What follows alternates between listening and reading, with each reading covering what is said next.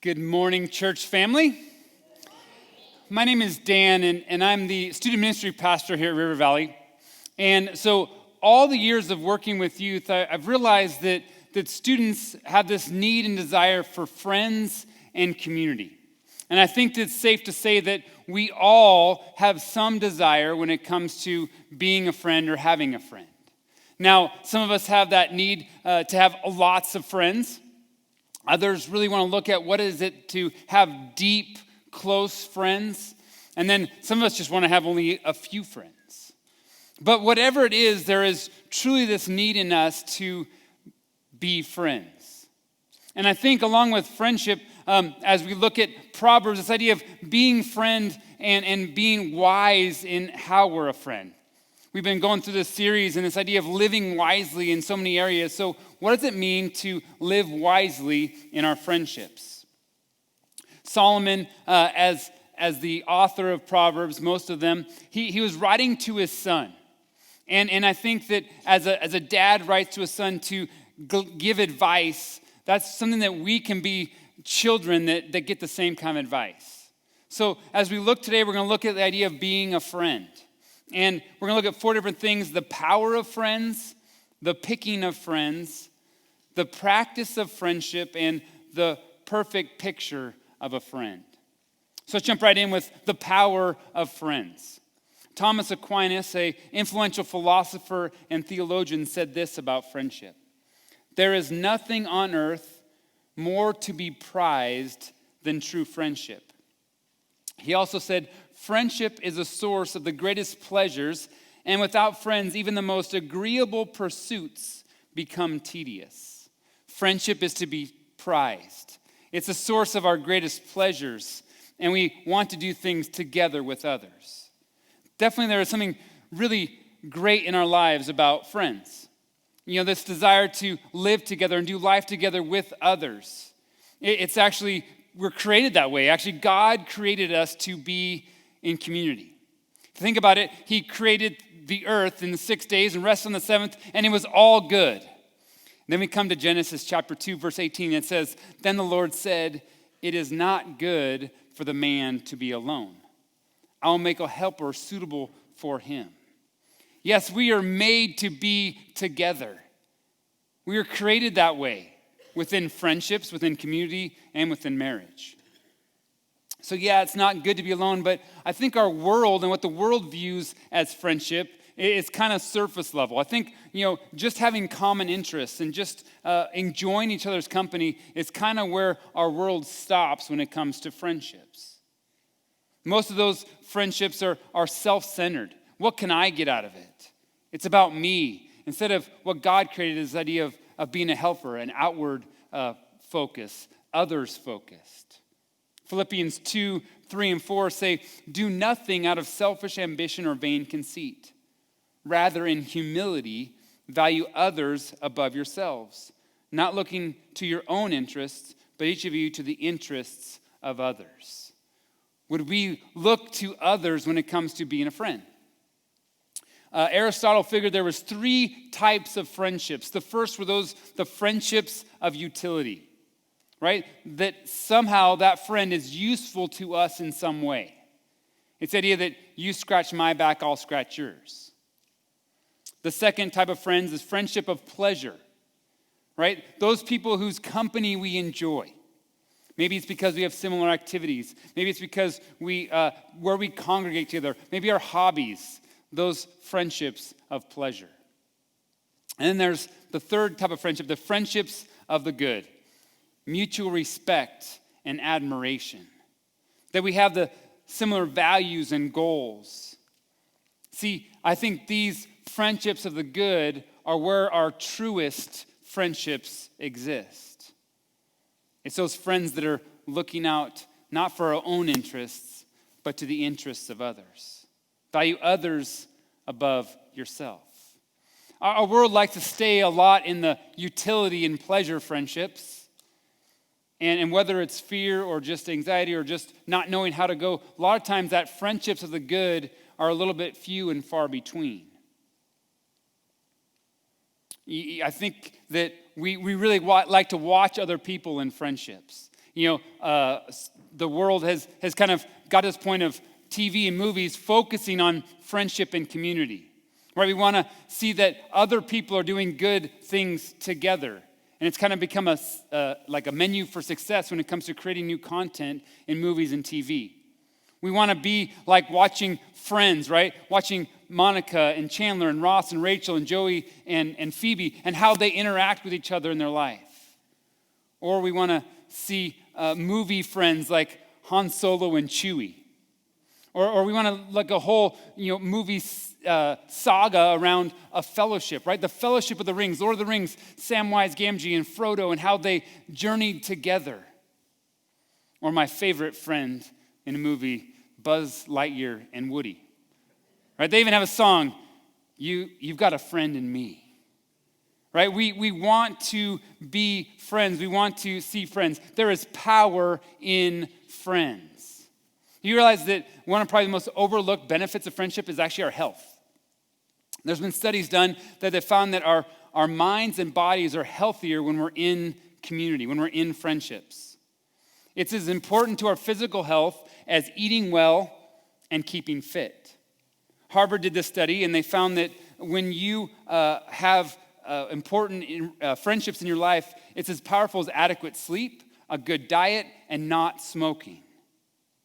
And then conversely, when you take away those social ties, you end up seeing things like depression, a cognitive decline, and increased mortality.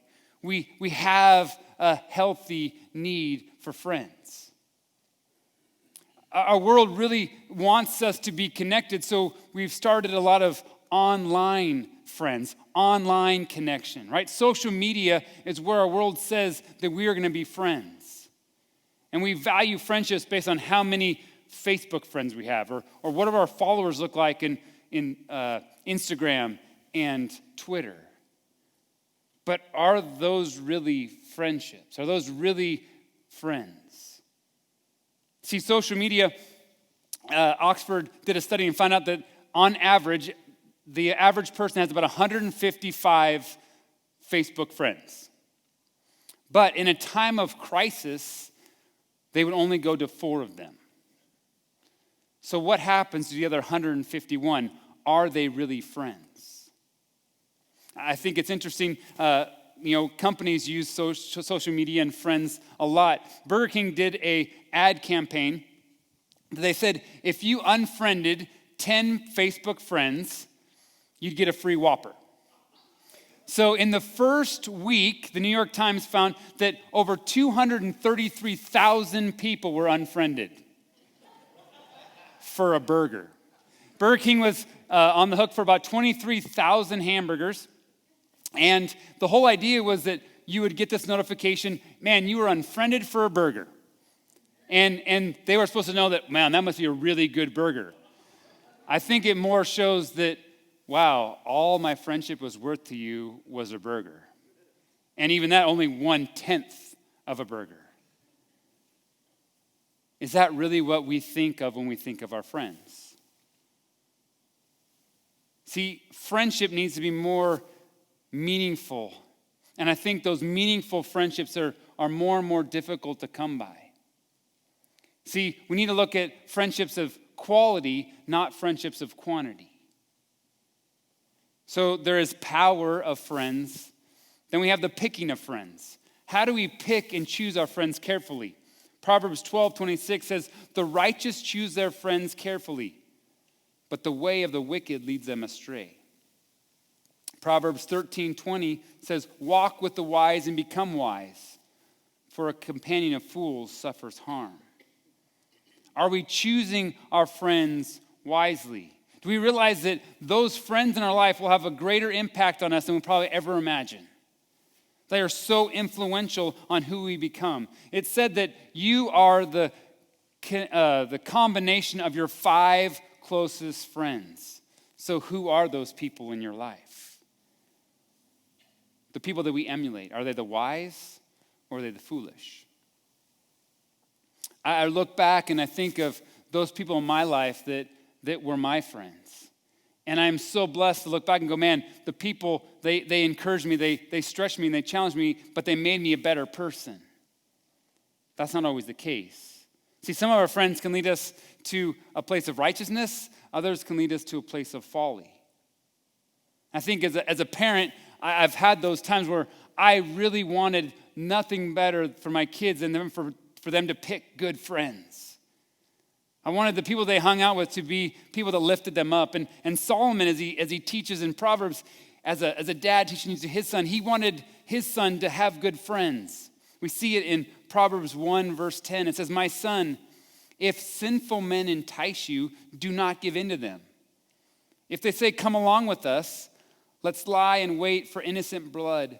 Let's ambush some harmless soul. Let's swallow them alive like the grave and whole, like those who go down to the pit. And we'll get all sorts of valuable things and fill our houses with plunder and cast lots with us, and we will share all the loot." Verse 15, "My son, do not go along with them. Do not set foot on their paths." As a dad sharing to his kid, do we choose wise friends? Don't go on the path of those who are going to take you the wrong way. I think we've all heard the story of the good kid. The good kid who started hanging out with the wrong crowd. And that wrong crowd introduced him to drinking, to smoking, and led to a life of destruction and led to a life of addiction. Yeah, it's pretty extreme on the extreme side of an illustration, but what about the good kid that maybe got caught up in the wrong crowd and just kind of became apathetic? Or maybe just drifted away from relationship with God? See, the company we keep plays an important role in our life. 1 Corinthians 5:33 says, "Do not be misled. Bad company corrupts good character."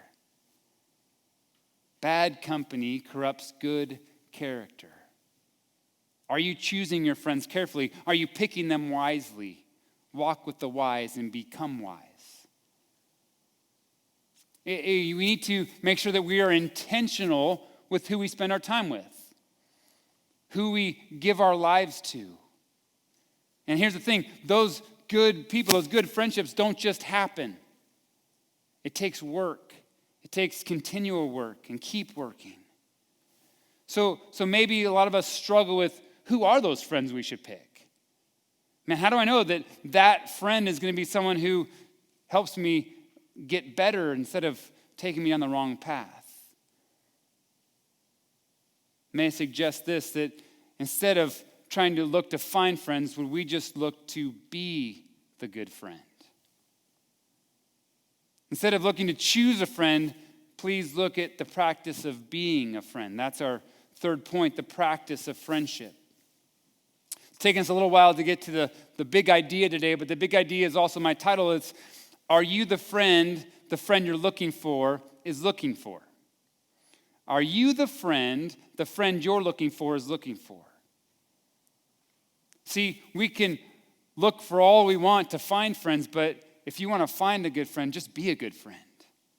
We're going to look at some selected proverbs, and all these proverbs all point to the idea of being a friend. There are different values and characteristics that we should have in our life that will make us or help us to be a better friend. It's not an exhaustive list. It's not everything we should do. There's other things we should add to this, but it's a good start. So follow with me as we look at the things that we should do to be the friend you're looking for is looking for. So A is this, to be constant. Proverbs 17:17 says, "A friend loves at all times, and a brother is born for a time of adversity."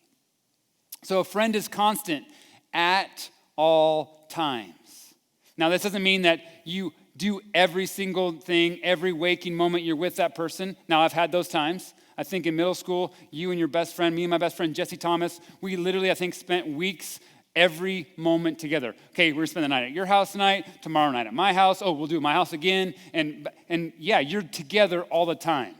It's not necessarily just that idea of spending a lot of time with them, but it's at all circumstances, at all different times, the good times and the rough times, the ordinary times and the exciting times, the routine and the unusual. Are we available? Are we a friend that can love at all times? It goes on in that verse to say, a brother is born for a time of adversity. When things aren't going the way you planned, are you there or are they there for you? There's been times in my life at 11:30 at night when I've had to knock on the door. A friend is at my door and we sit in the back of my truck with the tailgate down, and there's that plea that says, man, my marriage isn't going good. I don't know how it got to this point. Are you the friend that friend comes looking for?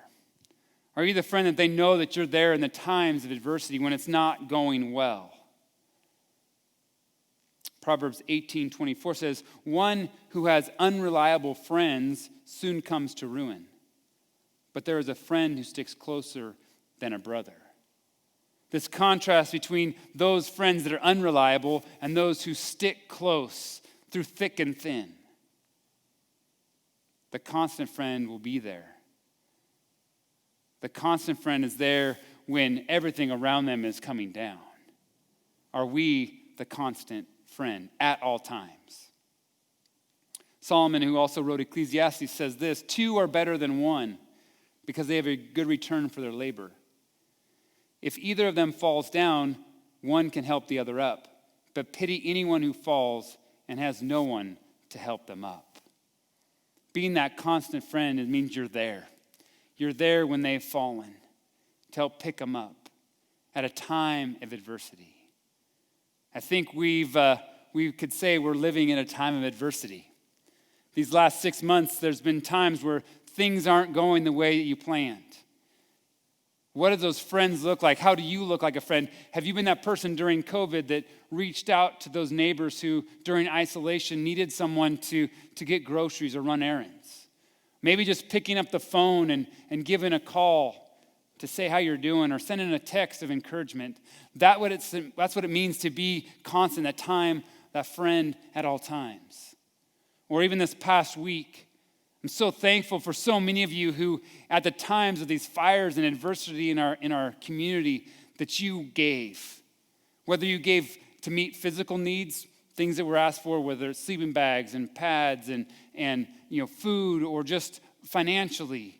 Or maybe some of you, and I know that there are those out there that gave rooms in their house for people who were displaced, whether they lost everything or just had to evacuate. What does it mean to be that friend at all times? Are we those people? Not only do we need to practice being constant, we need to practice being considerate.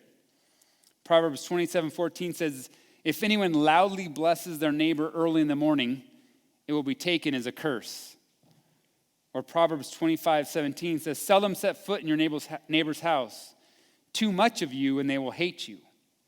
Are we being considerate? Just the idea of being sensitive. Are we being too much? Maybe we're just too loud. Maybe we're just too early. Or maybe we're just overstepping and overstaying our welcome.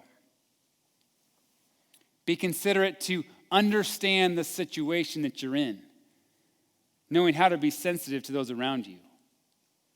When we're not, a lot of times those people that aren't sensitive become a drain on the friendship, and that drain doesn't keep close friends.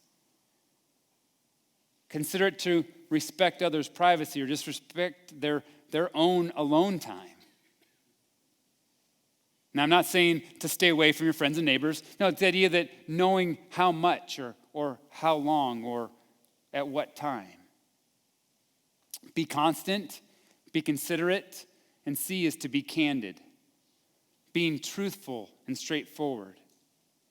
Proverbs 27:5-6 says, better is open rebuke than hidden love. Wounds from a friend can be trusted, but an enemy multiplies kisses. So we have friendly wounds or enemy kisses. Definitely some strange images here, but and I don't think for me, I'd really want either. I don't want wounds that come from a friend, and I definitely don't want kisses that come from an enemy. But what does that look like? What does that mean? Wounds from a friend, meaning that a friend will confront you with some of that painful truth that we need to hear. Oscar Wilde said this, a true friend stabs you in the front. A true friend stabs you in the front. Kind of a harsh way to put it, but I think there's truth in it. The true friend actually shares the things that we actually need to hear. Why? Because they care about you. And if you go back and if that friend is constant in your life, they're there through thick and thin, they may see things in us that we don't want to see in ourselves. Or maybe it's those things that we've kind of hid in the closets of our life. And those people that are candid tell us those hard truths because they care about us. That candidness needs to come out of a place of concern, not a place of criticism. It's not just to shoot someone down just because you can. It's you shoot them down because you love them. I know that the times where I've had those people in my life, or I still have those people in my life, that make me better because they're candid about what's going on with me. I think of my being a freshman and a sophomore in college, and our young adult group, we started to have accountability partners. So my buddy Jeff and I became really close because each week we would meet together. We met actually on the road up to Mount Shasta Ski Park. And it was kind of halfway between each of our homes. And we would meet there and we would talk through life. And we were candid with each other. We were open with each other. We had a concern for each other. And we had tough conversations. But that was a serious time of growing for me. Because someone was willing to care for me in a way that shared the truth that I needed to hear. And as I was given those spots of him being candid for me, I could be candid for him. And we both grew. We grew together in a friendship, and we also grew together in the Lord. Be candid. When you tell that hard truth, that leads us to our next point, which is being candid leads to being counsel. Proverbs 27:9 says, "Perfume and incense bring joy to the heart, and the pleasantness of the friend springs from their heartfelt advice." Being counsel, being heartfelt advice. Are you giving meaningful input into their life? A friend, yes, is willing to share that advice, willing to share counsel. But here's the thing, heartfelt advice, I want to remind us that it starts with listening. Just because you have something good to tell someone, don't just spew it out. Listen first. Do we listen and understand what the person's going through? Do we understand who that person is so that when we share the advice, it can be taken in? Not only do we listen for them to be understood, but we have to make sure, what do our words smell and taste like? It says that perfume and incense and pleasantness. So perfume smells really good. Do our words of counsel, do they smell good? Are they encouraging? Do they share a area of hope? Or are they just critical? So, heartfelt advice, be counsel. Does it come from a place of letting them be understood? A place of love? Do those words smell sweet? Counsel can also look like Proverbs 27:17, as iron sharpens iron, so one person sharpens another. Iron sharpening iron. Having two pieces of iron. Stayed apart, they both will stay dull. Alone, they're going to stay dull. But when two pieces of iron are together, sharpening each other, there's friction. There's heat. There's pressure. And in that, those high spots get knocked down. And you end up with both iron becoming sharper. Are those people in your life, or are you the person in someone else's life that you can sharpen each other with sharpening conversations? Yeah, it can still hurt, those sharpening conversations, iron sharpening iron. Yeah, it can hurt because you're having those rough spots smoothed out. But that's being counsel.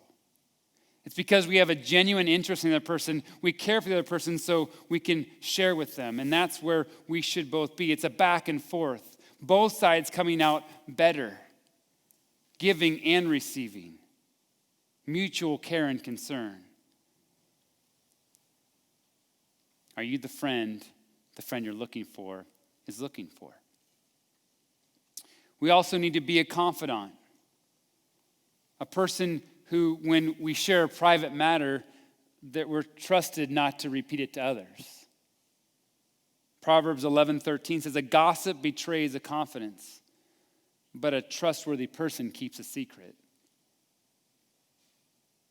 Trust in a friendship is probably one of the most important values. Are we the friend that people can put confidence in? Confidence that we're not going to gossip, we're not going to share their secrets. Be a person of trust, a person who is trustworthy. Finally, are we to be compassionate and forgiving? Proverbs 17:9 says, whoever would foster love covers over an offense, but whoever repeats the matter separates close friends. Like how it said in the New Living, it says, love prospers when fault is forgiven, but dwelling on it separates close friends. A friend is one who can forgive and be compassionate and not dwell on the offense. See, every friendship, you're going to have those moments where repentance and forgiveness have to be exchanged. But how do we do it? Hopefully through compassion and love, to forgive and to release that offense. See, if we don't release the offense, we still dwell on it, and it's actually saying that we're still in bondage to what the other person did. Forgiveness with compassion. Now, it doesn't mean that once you forgive, you're going to ultimately, immediately stop hurting, but we can't dwell on those hurts. We can't dwell. We need to forgive with compassion. Ephesians 4:32 says, be kind and compassionate to one another, forgiving each other just as Christ God forgave you. When we remember how much we've been forgiven, we can forgive others. We can be kind and compassionate to one another. Are we the friend you're looking for is looking for? I think for me, I really like to see what the end result should look like. When I'm doing house projects, I'm totally all about YouTube. I want to see what my project should look like at the end, or even just looking at the picture in the instructions. I want to say, okay, that's what the bookcase should look like. That's where I need to get this pile to look like. So when we are trying to be a friend, I want us to look at the picture of what should our friendship look like. So number 4 is the perfect picture of a friend. If we want to look at what it means to be a friend, look at the picture of the friend and look at that friend in Jesus. Jesus is the friend that we should be trying to pattern our life after. That's what our end result should look like. And what is that? First of all, that Jesus calls us friends. John 15:15, I no longer call you slaves, now you are my friends. How Jesus loves others. He is not a fair weather friend. He is that friend that will be there at all times. A little more at John 15, starting in verse 12, going back, it says, this is my commandment, love each other in the same way I have loved you. There is no greater love than to lay down one's life for one's friends. You are my friends if you do what I command. I no longer call you slaves because a master doesn't confide in his slaves. Now you are my friends. Since I have told you everything the Father has told me, you didn't choose me, I chose you. I appointed you to go and produce lasting fruit so the Father will give you whatever you ask using my name. This is my command, love each other. To be a friend, be like Jesus. He's a friend who loves. He's a friend who, when we do what he commands, our obedience brings us to be more and more like him. Things that we should be like, laying down our life for our friends. See, he showed us that love while we were still in the bad company picture, right? We were still sinners. We were still separated, and he gave his life for us. Would we then take that example and be sacrificing for others? Laying down our needs, our wants, being unselfish. He chooses us. He picks us as his friends. He has invited us to walk with him. Talk about walking with the wise. Would we be that for others? If our goal is to be the friend that we're looking for is looking for, we should be more and more like Jesus. If you are here today and maybe that idea of what does it mean to be a friend with Jesus is foreign to you, or you haven't really learned what it means individually, that I would ask that you would take the time at the end of the service to come up and talk to someone on the prayer team. Say, what does it mean for me to accept Jesus as my friend? To know that he will stick closer than a brother, that he is constant through all the times. He will love us even when we fail. He's a brother that's born for times of adversity. He is faithful when we aren't. He knows us. He fully accepts us. He doesn't walk away from us.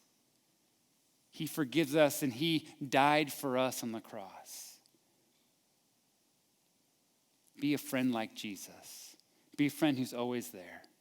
So would we be friends that the friends we're looking for are looking for?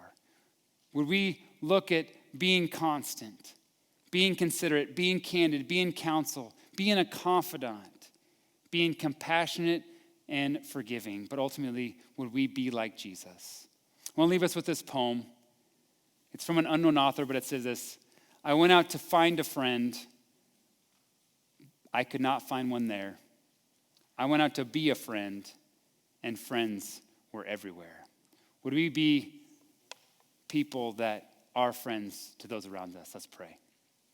God, I just ask that we would, first of all, remember that you have called us your friends. I pray for anyone here today that hasn't made that choice to accept you, to accept your friendship, to know that you were the one who died for us. Would they not go a moment longer without finding that friendship in you? And God, when we are your friends, God, would we be better friends? Would we be unselfish? Would we be sacrificing to those that we love? Would you help us to be truthful, to walk with the wise so that we become wise? We thank you and we praise you in your name.